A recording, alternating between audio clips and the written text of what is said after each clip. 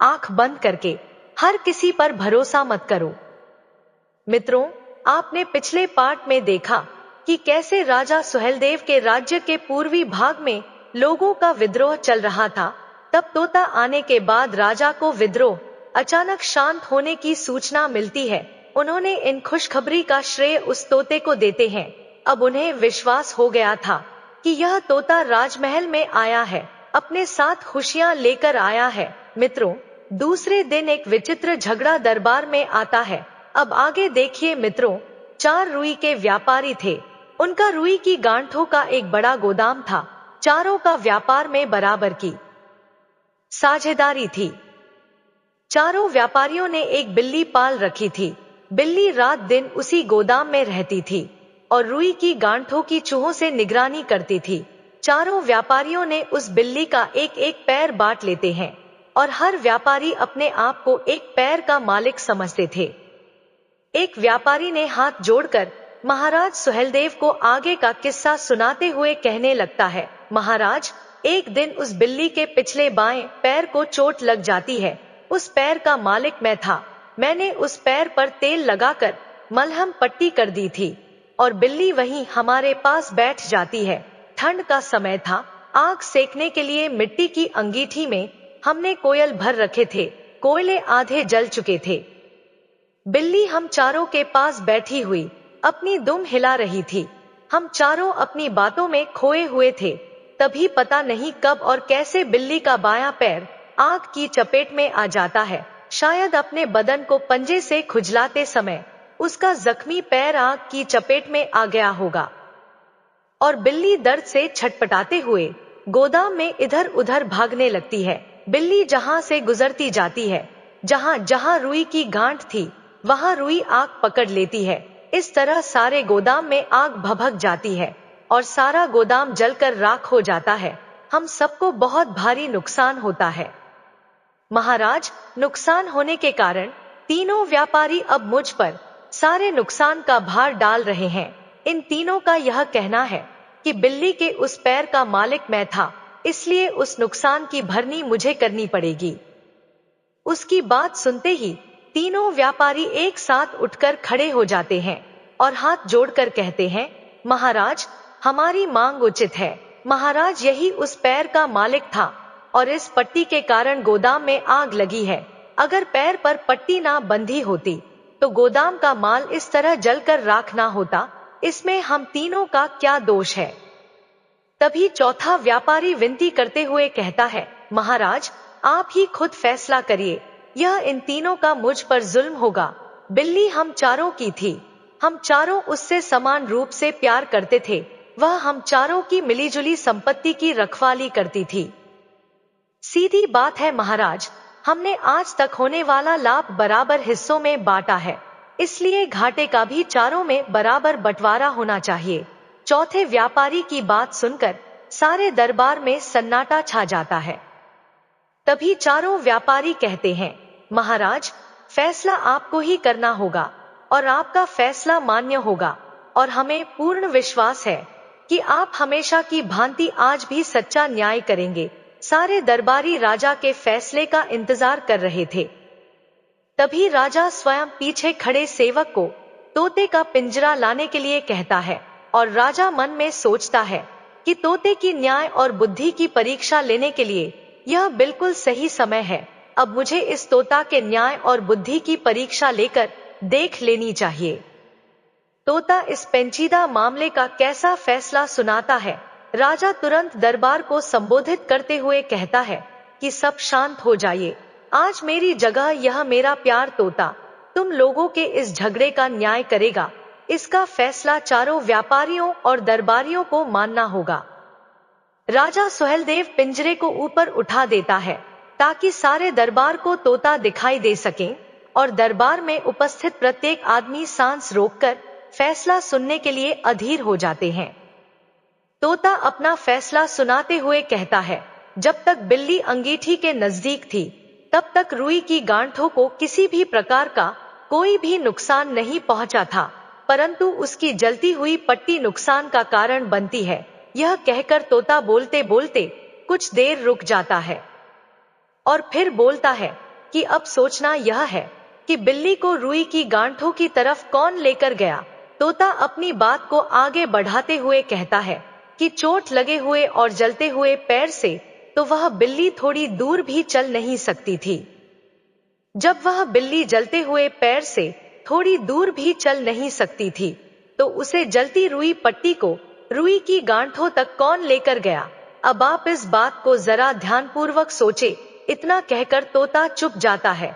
सब आश्चर्य से एक दूसरे का मुंह देखने लगते हैं और धीरे धीरे सभी आपस में बातें करने लगते हैं।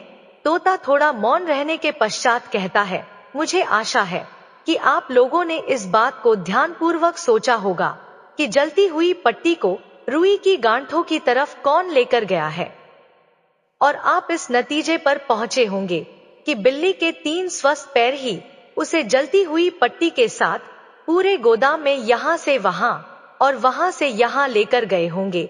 इससे यह साफ होता है कि सारे गोदाम के जलने का कारण बिल्ली का वह जख्मी और जलता हुआ पैर नहीं, बल्कि वह 3 सही सलामत पर है। इसलिए चौथे व्यापारी समूचे नुकसान को अकेला भरने का हकदार नहीं है। तोता का फैसला सुनकर सारी सभा दंग रह जाती है। प्रत्येक व्यक्ति के मुख से यही निकल रहा था कि तोते ने कितना अच्छा न्याय किया है। तोता के इस न्याय से राजा सुहेलदेव भी काफी खुश नजर आते हैं। सभा समाप्त हो जाती है। सब लोग दरबार से उठकर चले जाते हैं।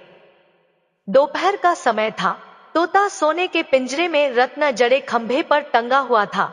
राजा और मंत्री आपस में बैठे हुए तोता की प्रशंसा कर रहे थे। राजा तोते से कहता है, हे शुक, तू मेरे लिए बड़ा भाग्यवान है। जब से तू मेरे महल में आया है, मेरे राज्य में सुख शांति लौट आई है। और तुझे ऐसा दिव्या ज्ञान कैसे प्राप्त हुआ?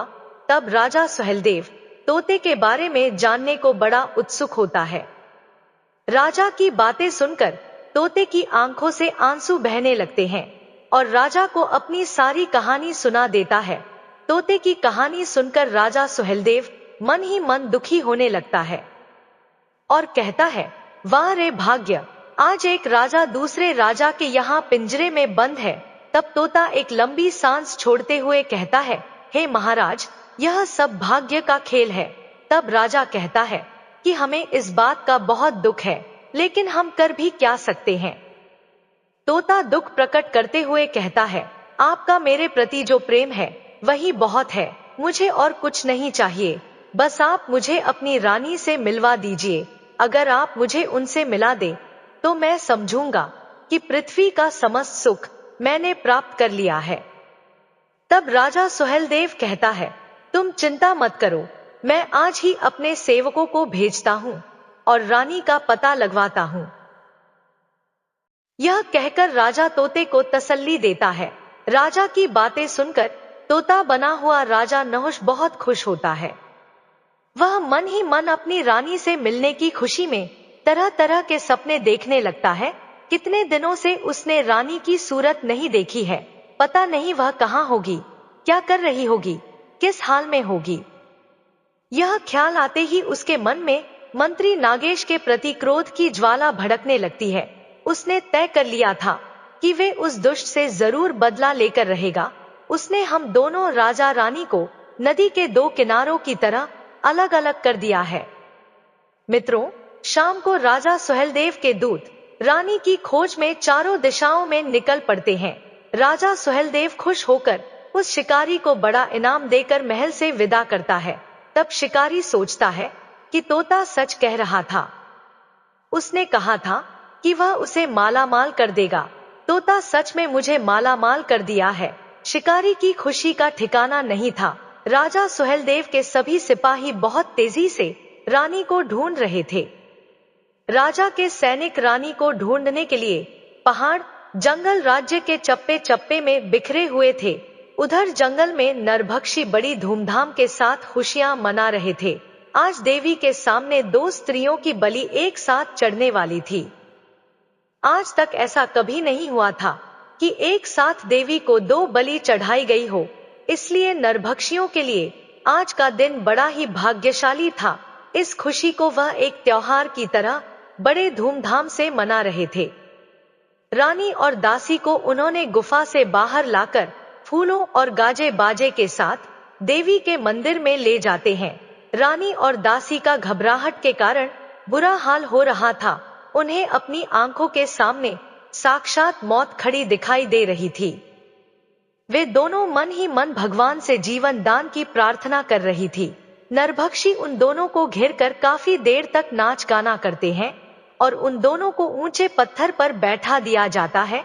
तभी उनका सरदार अपना तीर कमान उठाता है और लोगों की भीड़ में से आगे आकर अपना धनुष तान लेता है और तीर छोड़ने की तैयारी करने लगता है। रानी और दासी अपनी आंखें बंद करके भगवान से प्रार्थना करने लगती है। तभी एक चमत्कार होता है। तेज रफ्तार से एक विशाल पक्षी आकाश की ऊंचाइयों से तेजी से नीचे आता है और उसने झपटकर रानी और दासी को पंजे से उठाकर ऊपर उड़ जाता है। सरदार और सभी नरभक्षी देखते ही रह जाते हैं। उधर वह बड़ा भयंकर पक्षी एक गिद्ध था। वह काफी देर बाद एक टापू पर उतरता है। वह टापू समुद्र के किनारे का था। उसने अपने पंजों को ढीला कर देता है और उन्हें जमीन पर छोड़ देता है और वहां गिरकर दोनों ही बेहोश हो जाती है। वह अपनी मादा पक्षी को बुला रहा था। उसका चीखने का मतलब अच्छा भोजन मिलने की खुशखबरी है। अपनी मादा पक्षी तक आवाज पहुंचाना चाहता था, लेकिन मादा पक्षी भोजन की तलाश में कहीं दूर निकली हुई थी। गिद्ध काफी देर तक मादा पक्षी के आने का इंतजार करता है, परंतु उसका मिलो दूर तक कोई अता पता नहीं था। नर पक्षी को चिंता होती है और वह मन ही मन सोचने लगता है, कहीं मेरी मादा पक्षी किसी मुसीबत में तो नहीं फंस गई है। काफी देर इंतजार करने के बाद उससे रहा नहीं जाता है, इसलिए वह रानी और दासी को वहीं छोड़कर मादा पक्षी की तलाश में निकल जाता है। समुद्र शांत था। लहरों का पानी किनारे तक आकर वापस लौट रहा था। कुछ देर बाद रानी और दासी को होश आता है और अपने आप को एक सुनसान स्थान पर पाकर घबरा जाती है। वह घबराकर इधर उधर देखने लगती है, लेकिन उन्हें वहां नरभक्षी नजर नहीं आ रहे थे। उनके सामने केवल पानी ही पानी था। तभी उन्हें समुद्र में आता एक जहाज दिखाई देता है। थोड़ी देर तक रानी और दासी उस जहाज को टकटकी लगाते हुए देख रही थी। जहाज धीरे धीरे उनके काफी नजदीक आ जाता है। मदद के लिए उन दोनों ने अपनी साड़ी के पल्लू को हवा में लहराती है। तभी जहाज के कप्तान की नजर उन दोनों के ऊपर पड़ती है। उन्होंने जहाज पर बंधी एक छोटी नाव को उन दोनों को लाने के लिए भेजता है। रानी और दासी उसमें बैठ जाती हैं। नाव में बैठकर वह जहाज तक पहुंच जाती है। जहाज पर उसके कप्तान के पूछने पर उन्होंने अपनी सारी घटनाएं उसे कह सुनाती है। जहाज का कप्तान बहुत दयालु आदमी था और खाने के लिए खाना देता है।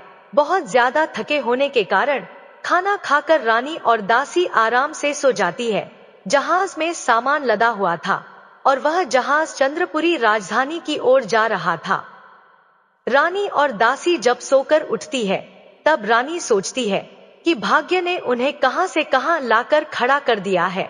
कितनी बार वह मौत की चंगुल से बचकर निकली है और अब पता नहीं आगे उनकी तकदीर में और क्या क्या लिखा हुआ है। रानी राजा के बारे में सोचने लगती है कि पता नहीं राजा पर क्या बीत रही होगी। राजा को याद करते ही रानी की आंखों से आंसू बहने लगते हैं। दासी उनके आंसू को पूछते हुए कहती है, महारानी, आपने अब तक हिम्मत नहीं हारी है, तो अब और थोड़ी हिम्मत रखिए। इस समय हमें हिम्मत की बहुत जरूरत है और मेरा मन कहता है भगवान की कृपा हम पर है, तभी तो हम कितने संकटों से बचकर निकल आए हैं। दूसरे दिन जहाज चंद्रपुरी राज्य के तट पर पहुंच जाता है।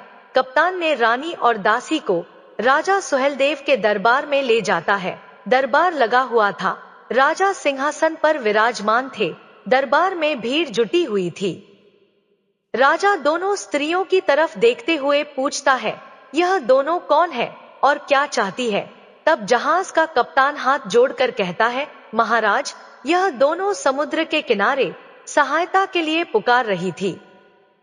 जब हमारा जहाज टापू के पास से निकाला तो मैंने अपनी दूरबीन से इन्हें देखता हूँ। मैंने तुरंत नाव भेजकर उन्हें अपने जहाज में बैठाकर यहाँ ले आया। महाराज, अब इन्हें आपके आश्रय की जरूरत है। इनकी कहानी बड़ी दुख भरी है। राजा सुहेलदेव दोनों को ध्यान से देखते हुए रानी से पूछता है, तुम कौन हो और कहां से आई हो? तब रानी कहती है, महाराज, मैं बहुत दुखियारी हूँ। हमारे दुखों की लंबी कहानी है। सही समय आने पर मैं आपको सब कुछ बता दूंगी। अभी तो मैं आपसे बस इतनी प्रार्थना करती हूँ कि हमें कोई आश्रय मिल जाए। अभी हम इस हालत में नहीं हैं जो उस लंबी कहानी को आपको सुना सके। दुख और परेशानियों से उनकी हालत पेचीदा बनी हुई थी।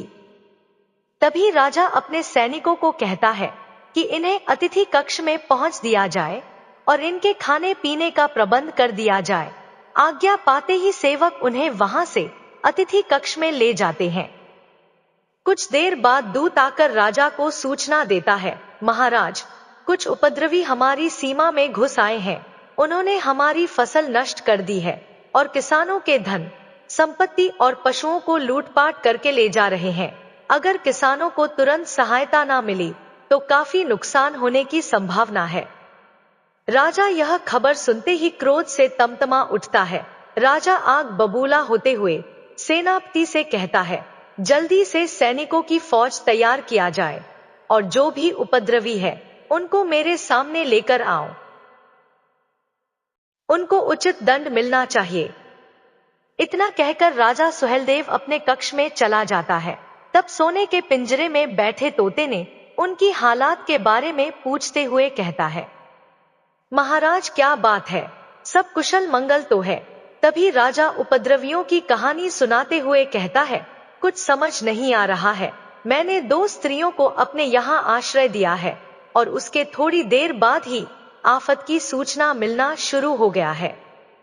यह कहकर राजा परेशानी के साथ अपने कक्ष में टहलने लगता है। तोता चुपचाप देखता रहता है। तोता की समझ में कुछ नहीं आ रहा था कि ऐसी हालात में राजा से क्या कहा जाए।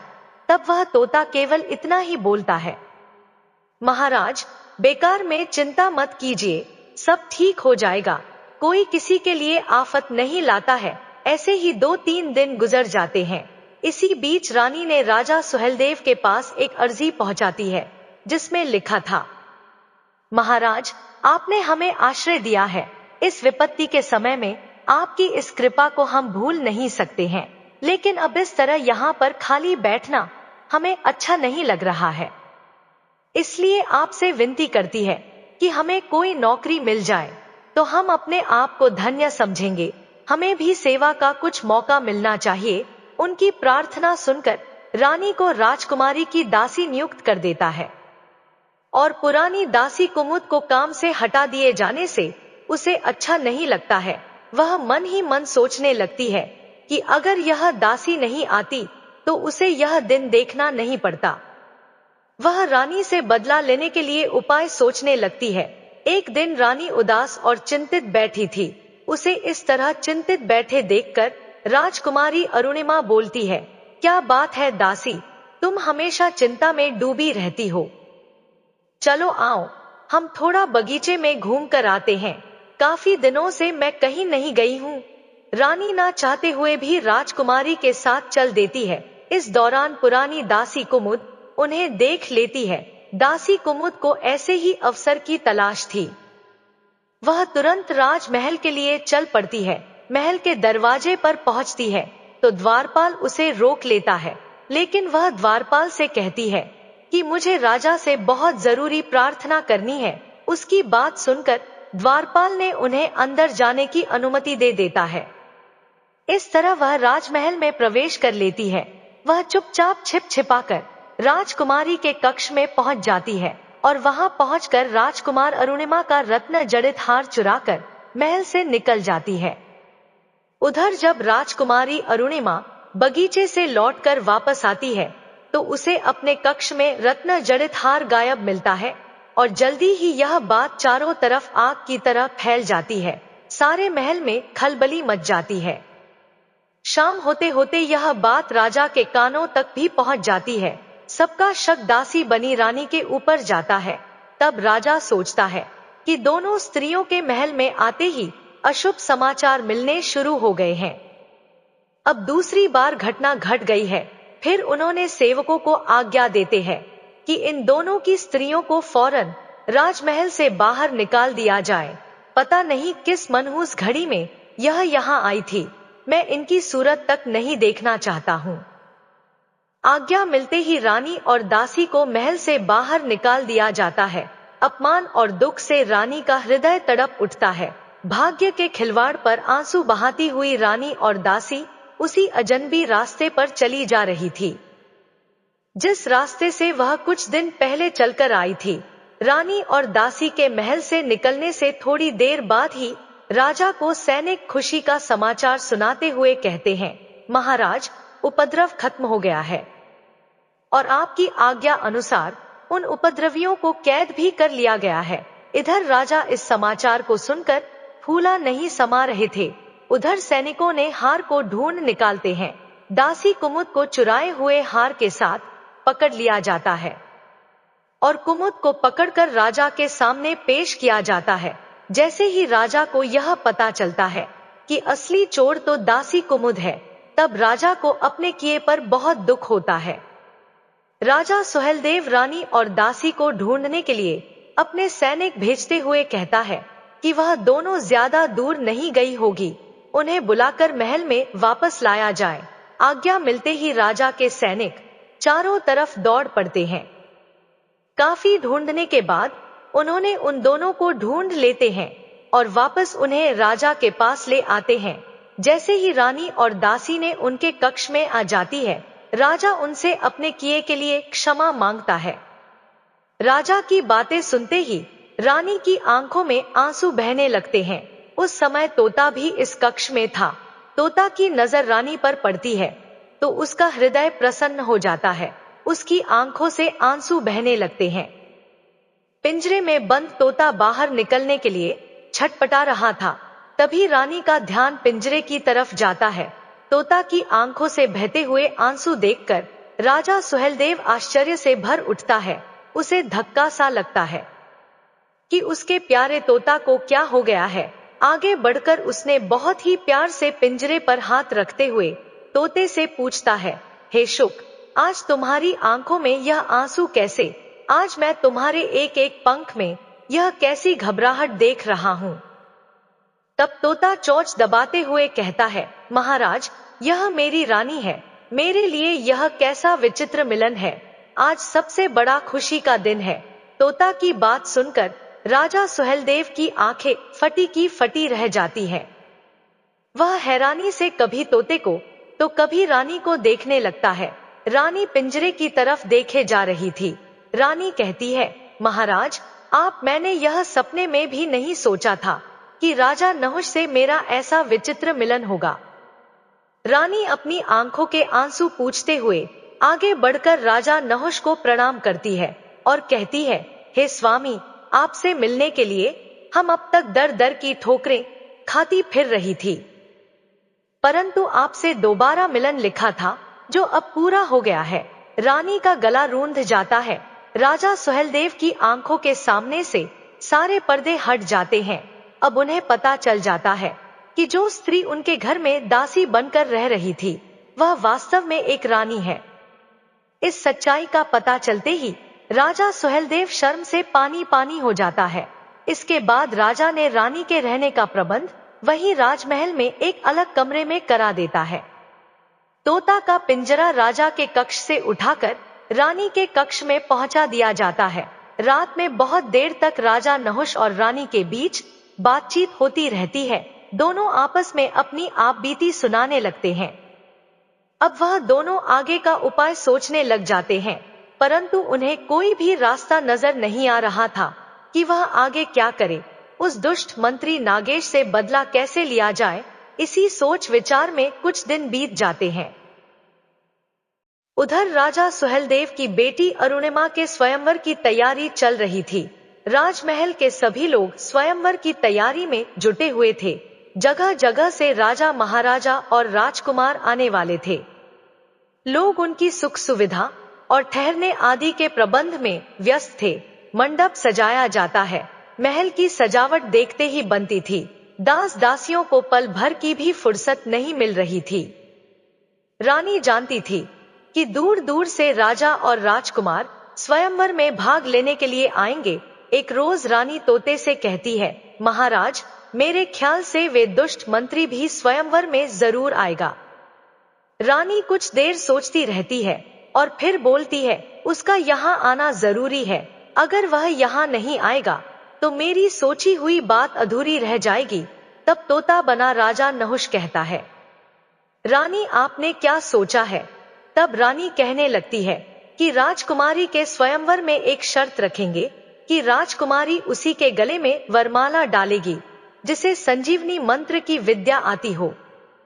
अगर राजा सुहेलदेव की ओर से यह ढिंडोरा पिटवा दिया जाए तो मेरा मन कहता है कि मंत्री नागेश इस स्वयंवर में जरूर आएगा, क्योंकि उसे यह विद्या आती है। और अब यह काम तुम्हारा है कि तुम राजा सुहेलदेव को किसी तरह से तैयार कर लो ताकि मेरी योजना पूरी हो सके। तोता बने राजा नहुष रानी की बात को पूरी तरह नहीं समझता है, फिर भी उसे आश्वासन देते हुए कहता है कि अच्छी बात है, मैं अपनी तरफ से पूरी कोशिश करूंगा कि राजा वैसे ही करे जैसे तुम चाहती हो। तब रानी खुश होते हुए बोलती है, आगे का काम मैं संभाल लूंगी। दूसरे दिन तोता बना राजा सुहेलदेव को अपने शर्त के लिए राजी कर लेता है और चारों ओर ढिंडोरा पिटवा देता है कि राजकुमारी उसी के गले में वरमाला डालेगी जिसे संजीवनी विद्या के मंत्र आते हो। फिर स्वयंवर का दिन आ जाता है। मंडप में राजा, महाराजा और राजकुमार अपने अपने आसन पर बैठे हुए थे। अभी राजकुमारी स्वयंवर में नहीं आई थी। मंत्री खड़े होकर आमंत्रित राजा, महाराजा और राजकुमारों का आने के लिए धन्यवाद करता है और स्वयंवर की शर्त को दोहराकर ऐलान करता है। अब राजकुमारी के आने की तैयारी हो रही थी। इतने में मंडप के बाहर शोरगुल सुनाई देता है। बाहर किसी के लड़ने और चीखने की आवाज आ रही थी। तब राजा सुहेलदेव देखता है कि एक शिकारी और एक औरत एक मरी हुई मुर्गी को लेकर लड़ रहे थे। राजा उन दोनों को कहता है, यह क्या तमाशा है? कौन हो तुम लोग और क्या चाहते हो? उस कड़क भरी आवाज से मंडप में सन्नाटा छा जाता है। तब वह औरत अपनी मरी हुई मुर्गी राजा के सामने रखते हुए हाथ जोड़कर कहती है, सरकार, मैं आपके पास एक फरियाद लेकर आई हूं। तब राजा कहता है कि यह फरियाद का वक्त नहीं है। यहाँ राजकुमारी के स्वयंवर में विघ्न डालने की तुम्हारी हिम्मत कैसे हुई? क्या तुम जानती हो इसकी सजा क्या है? राजा अपने आप को संभालते कहता है, देखिए, यह विवाह का शुभ अवसर है, जल्दी बताओ तुम क्या चाहती हो? तब वह औरत कहती है, मुझे मेरी मरी हुई मुर्गी वापस जिंदा चाहिए। यह मेरे कलेजे का टुकड़ा है। यह मुर्गी मेरे पिता की दी हुई निशानी है। राजा गुस्से में भरकर कहता है, यह कैसी बात करती हो? भला मरी हुई मुर्गी वापस जिंदा कैसे हो सकती है? तब वह कहने लगती है, महाराज, मुझे तो बस अपनी मरी हुई मुर्गी जिंदा चाहिए। मैं आपसे अपना आंचल फैलाकर भीख मांगती हूँ। मुझे यकीन है कि मैं आपके द्वार से निराश नहीं लौटूंगा। वह औरत अपनी बात पर अड़ी रहती है। राजा परेशान हो चुका था। उसे समझ में नहीं आ रहा था कि वह इस औरत को कैसे समझाए। सारी सभा सांस रोकते हुए राजा का फैसला सुनने के लिए आतुर हो रही थी। इतने में राजा को ध्यान आता है कि आज स्वयंवर में हमने जो शर्त रखी है उसके अनुसार संजीवनी विद्या जानने वाला राजा, महाराजा या राजकुमार इस मुर्गी को जिंदा कर सकता है। यह ख्याल आते ही राजा के चेहरे पर खुशी आ जाती है। इतने में राजकुमारी हाथ में वरमाला लिए हुए अपनी सहेलियों के साथ सभा मंडप में आ जाती है। अच्छा मौका देखकर राजा उठते हुए घोषणा करता है कि जो भी इस मुर्गी को अपनी संजीवनी विद्या से जीवित करेगा, हमारी राजकुमारी उसी गले में वरमाला डालेगी। राजा की यह घोषणा सुनते ही चारों तरफ सन्नाटा छा जाता है। राजा, महाराजा और राजकुमार आपस में एक दूसरे के चेहरों की तरफ देखने लगते हैं। तभी राजा बना मंत्री अपने आसन से उठता है और मंडप के बीच में आ जाता है और कहता है कि इस मुर्गी को मैं जिंदा कर सकता हूँ। इसके बाद उसने संजीवनी मंत्र पढ़ना शुरू कर देता है। पिंजरे में बैठा तोता यह तमाशा देख रहा था। जैसे ही मंत्री नागेश संजीवनी मंत्र को पढ़ना शुरू करता है, वैसे ही तोता ने उसका उल्टा मंत्र पढ़ना शुरू कर देता है। तोते के उल्टा मंत्र पढ़ने के कारण लाख कोशिश करने पर भी मंत्री नागेश का मंत्र काम नहीं करता है। नागेश का सारी सभा में मजाक उड़ जाता है। तभी नागेश कहता है, मैं इस मुर्गी को जरूर जीवित कर सकता हूँ, लेकिन मेरी एक शर्त है। इजाजत हो तो मैं अपने मंत्र किसी कमरे में अकेले करना चाहता हूँ। राजा उसकी शर्त मानने के लिए तैयार हो जाता है। थोड़ी देर बाद नागेश को एक कमरे में अकेला छोड़ दिया जाता है। राजा बने मंत्री की आत्मा मुर्गी में प्रवेश करती है। कुछ देर बाद बंद कमरे में मंत्री मरा हुआ पड़ा था।